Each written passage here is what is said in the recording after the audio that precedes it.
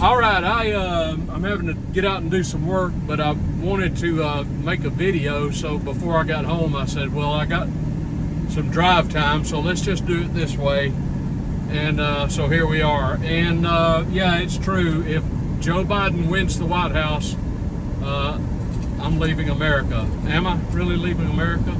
Well, I'm thinking about all these people, and you've heard all of this, all these entertainers, these phony fake people like Cher and others, Barbara Streisand and some of these yahoos who always make this declaration that if Donald Trump wins, I'm leaving America, but they never do. I don't know when this started happening. I think it was back during George W. Bush's day when people started saying things like, if Bush wins, I'm leaving America. And of course, I lost an awful lot of sleep over that.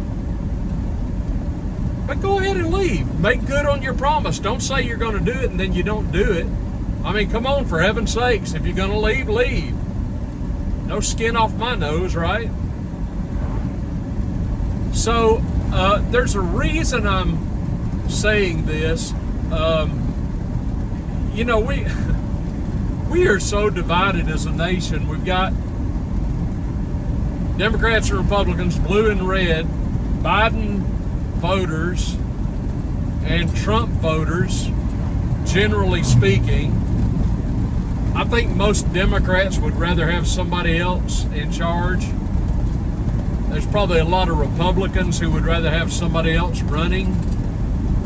But as I've stated before, we have a binary choice. This is where we are. It is Trump versus Biden. In my last video, I came out and said that I believe that Biden is going to be exiting the race. I still believe that.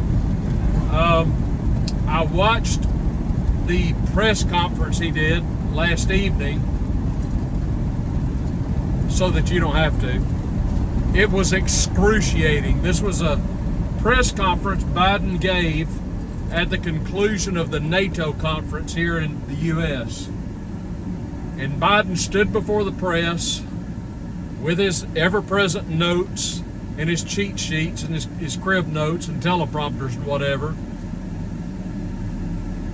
It bothered me from the start that the man was an hour late getting the thing started. This rankles me like I can't tell you, and I'll tell you why.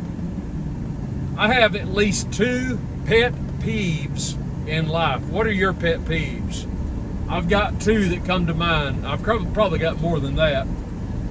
My first pet peeve is what I call left lane lollygaggers. And I'm talking about people who drive in the passing lane on the interstate as if it's a cruising lane, which it is not. Anybody know what I'm talking about? If you're on an interstate, it's at least a 2-lane road, sometimes multiple lanes. But you have, if it's 2 lanes, you have the right lane is for cruising, for driving, and you have the left lane, which is for passing, okay? It's not a cruising lane, it's for passing. Most people, I think, know that. I certainly know that. But you know, you get behind slower traffic in the right lane and you need to pass, but sometimes you're caught in a trap because you got people who use the left-hand lane, the passing lane, as a cruising lane, and it drives me batty.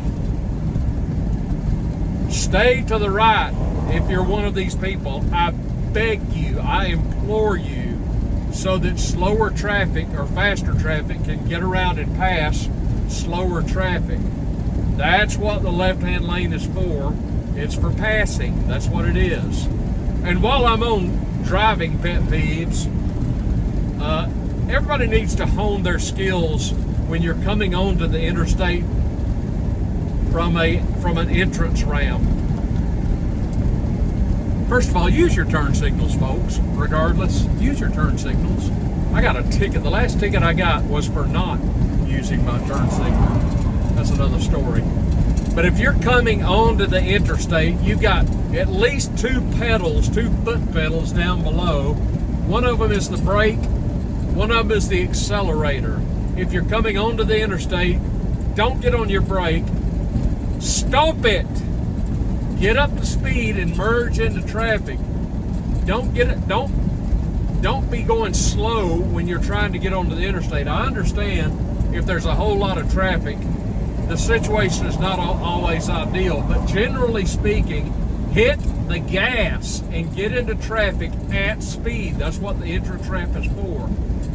Don't hold people up. People are barreling down the interstate in both lanes, and you come onto the interstate from the entrance ramp going below the speed limit, and people are having to brake to accommodate you. Come on, man. Hit the gas and get into traffic. My second pet peeve is tardiness. I can't stand tardiness. I'm never late. If I'm going to be late somewhere, I'll give somebody a courtesy call. If I've got a doctor's appointment and I'm in traffic or something like that, I'll call them and say, hey, look, I'm running a little bit behind. But generally speaking, if I'm going to be late, I just don't go. I can't stand tardiness. I can't stand being late. I'm just anal about it. I admit it. And there's no excuse. You know, you can, if you're going to work, if you need to, get up a little bit earlier. Get yourself prepared. Get your clothes laid out the night before. Don't be late. I can't stand being late. And this guy was an hour late to his press conference. For what reason? When you're tardy, you're showing disrespect and even contempt for the people that are waiting on you. So all these, I got no love lost for the press, but they're just sitting there waiting for the appointed time, and this guy is an hour late. I'm sitting there watching it on YouTube with cobwebs growing off of my chin because he's an hour late. It's absurd. So he gets up and gives his little introductory remarks, and then he answers the questions the press had for him. He calls on them by name specifically, so there won't be any surprises, right? If you saw the press conference, it was frankly not as bad as I thought it was going to be, but it was bad enough. He was slurring his words, losing his train of thought. At one point he called Zelensky at one point he called Zelensky Putin. He introduced President Putin. That was at an earlier event. And during the press conference, he referred to his vice president, Kamala Harris, as Vice President Trump. It was just ridiculous. I mean, he's just, it's as bad as ever and getting worse. He was defiant. He was asked repeatedly about getting out of the race, and he was defiant. I'm not getting out of the race. But yeah, I've decided if Biden wins, I'm going to leave America. Look, this is what I really want to say, folks. No matter where you are in life, you have your life, you've got your family, your loved ones, you have where you live, you've got your job if you're working. What I want to say to you is this. We all get all up in arms about Joe Biden and this reckless, feckless administration of him, but you still have your life. And what I want to tell you is this. Don't let whoever the president of the United States is, I don't care who it is, don't let them affect your life to the degree that it alters the way you live.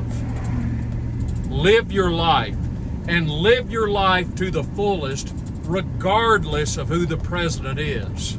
I'm going to live my life to the fullest, whether it's Trump or whether it's Biden, whether it's Obama, whether it's Bush, no matter who it is, I'm going to live my life, and I'm not going to let them ruin my life, ruin my outlook on life, ruin my attitude, ruin my joy, ruin my pursuit of happiness and liberty and freedom and all the things that are talked about in the Declaration of Independence. I'm not going to alter my life in any way based on who the president is, and I don't want you to do it either. If, God forbid, Biden or Harris or someone else wins this election from the Democratic Party, your life ain't over. Life in America isn't over. Will we survive? We shall see. But you still have to keep on living your life. Live your best life. Do the best you can. Make the provisions you need to make. Make the preparations you need to make for the future. Be responsible. Save your money. Live minimally is my best advice, but don't let anybody who is president dictate to you how you should live your life. Were Biden to win again, don't let that ruin your life. Don't let that alter your life in terms of how you live. Don't let that cause you to cease your pursuit of liberty and freedom and happiness and fulfillment. Live your best life, and don't let these idiot politicians in Washington hamstring you or ruin your pursuit of your best life. Don't do that. I was watching some dude on social media, some panty-waist, effeminate, woke half-wit, talk about all of Trump's lies. Oh, Trump lies. Trump lied about this. Trump lied about that. Never saying a blooming thing about Biden's lies. And I want to tell you something about that. Has Trump told lies? Yeah, I'm sure he's told lies. Is he telling lies about Stormy Daniels or some of these other women, for example? Look, I don't know. Maybe he was with Stormy Daniels. I don't know if I wasn't there. I don't know. Did he lie about it? Maybe he did. I don't know. This other woman who sued him successfully, I can't remember her name, she said that he accosted her and sexually assaulted her in a dressing room of a department store. I've seen this gal. I don't believe her. I'm talking about Trump here, for heaven's sakes. Undoubtedly, Trump has told lies. We know for sure Biden has told lies. So if we want to get into a pissing contest here and start comparing lies, okay, let's do it that way.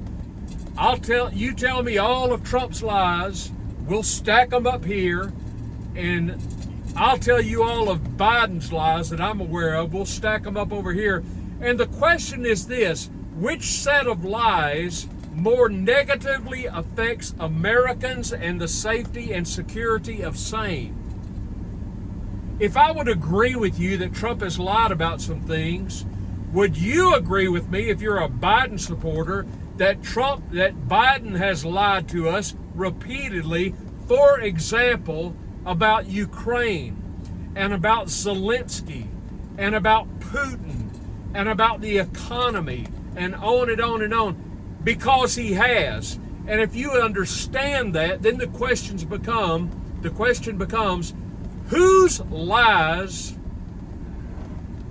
more put the American people in harm's way, in peril? Whose lies more affected our security as Americans? Answer me that. There's no comparison, folks. There is no comparison. Trump did not get us into a shooting war. Biden did lie to us about Ukraine. He is lying to us about Ukraine. He is lying to us about Zelensky, this puppet, where his investments are in Ukraine. He did lie to us about his sons, telling us Beau Biden died in Iraq. Give me a break. He didn't. He has lied to us about Hunter. He has lied to us about Putin. He did call Putin yesterday a madman. He did accuse Putin of all things Putin is not guilty of. He did lie to us about NATO. He did lie to us about the Nord Stream pipeline after he earlier admitted that he would do it. It was an act of war. Joe Biden is a bald-faced liar. And Joe Biden's lies put the security and the safety of the American people in peril. And I would submit to you that the Biden lies dwarfs any lies of Trump that you could mention.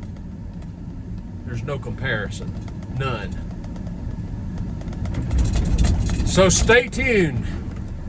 I'm looking for land in South America or maybe in Russia or maybe in New Zealand. So I'll keep you posted. I'm not really going anywhere. And if I do go somewhere, it'll just be somewhere else in America. I do know people who have left the country, good people who have moved to Russia. I'm not moving to Russia. I'm an American. I was born here. I'll die here. I may move somewhere else in America. But I'm not going to let who wins a presidential beauty contest affect where I choose to make my home, and neither should you. So there you have it. Those are my traveling thoughts. Hey, give me a I'm home now. Give me your thumbs up for this video. Subscribe to the old Triple T channel. Share this video if you would, please. And give me your comments down below. Love to hear what you have to say. This is Trailer Trash Tim on a really hot Friday here in Alabama. Thanks for watching, guys. I'll see you soon.